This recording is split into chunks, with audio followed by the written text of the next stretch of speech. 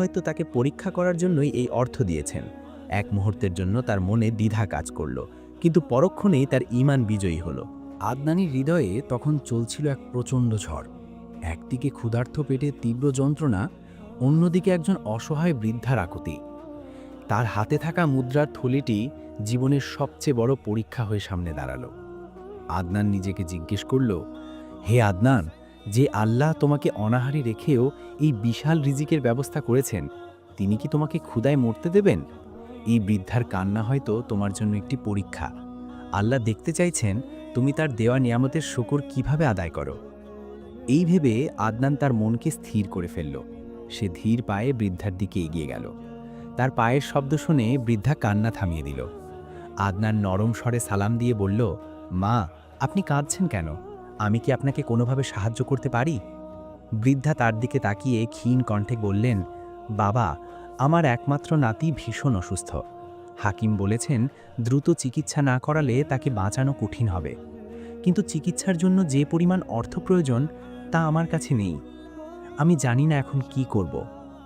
আদনান এক মুহূর্ত দেরি করল না। সে তার হাতের মুদ্রার থলেটি বৃদ্ধার হাতে তুলে দিয়ে বলল, মা, এই নিন, এখানে যা আছে তা দিয়ে আপনার নাতির চিকিৎসা করান। আল্লাহ তাকে দ্রুত সুস্থতা দান করুন। বৃদ্ধা অবাক হয়ে থলেটির দিকে তাকালেন। এটি খুলতেই তার চোখ বিস্ময়ে বড় বড় হয়ে গেল। ভেতরে থাকা মুদ্রাগুলো তার প্রয়োজনের চেয়েও অনেক বেশি ছিল। তিনি কান্নাজড়িত কণ্ঠে বললেন, বাবা, তুমি কে? আমি তো তোমাকে এর প্রতিদান দেওয়ার মতো কিছুই করতে পারবো না। আদনান মৃদু হেসে বলল, মা, আমার জন্য শুধু দোয়া করবেন, যেন আল্লাহ আমার উপর সন্তুষ্ট থাকেন।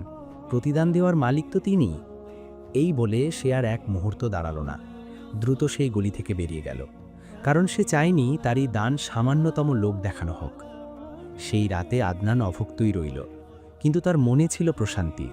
তার পেটে ক্ষুধা ছিল, কিন্তু অন্তরে ছিল তৃপ্তি। সে জানত সে এমন এক সত্তার সাথে ব্যবসা করেছে যার ভাণ্ডার কখনো শূন্য হয় না। গভীর রাতে সে যখন তাহাজ্জুদের সালাতে দাঁড়ালো, তখন তার দু চোখ বেয়ে অশ্রু ঝরছিল। সে আল্লাহর কাছে কিছুই চাইল না, শুধু তার এই সামান্য আমলটুকু কবুল করে নেওয়ার জন্য দোয়া করল।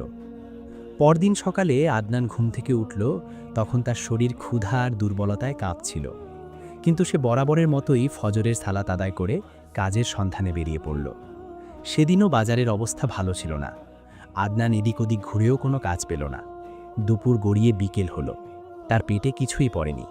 ক্লান্ত শ্রান্ত হয়ে সে এক দোকানের সামনে বসে পড়ল।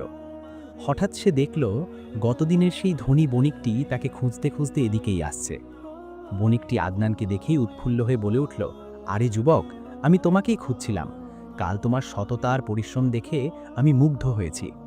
আমার একজন বিশ্বস্ত কর্মচারী দরকার, যে আমার ব্যবসা দেখাশোনা করতে পারবে। তুমি কি আমার সাথে কাজ করবে? আমি তোমাকে থাকা খাওয়ার ব্যবস্থা করে দেব এবং মাস শেষে ভালো বেতনও দেব। বণিকের প্রস্তাব শুনে আদনান নিজের কানকে বিশ্বাস করতে পারছিল না। সে মহান আল্লাহর শুকরিয়া আদায় করে সাথে সাথে রাজি হয়ে গেল। কিন্তু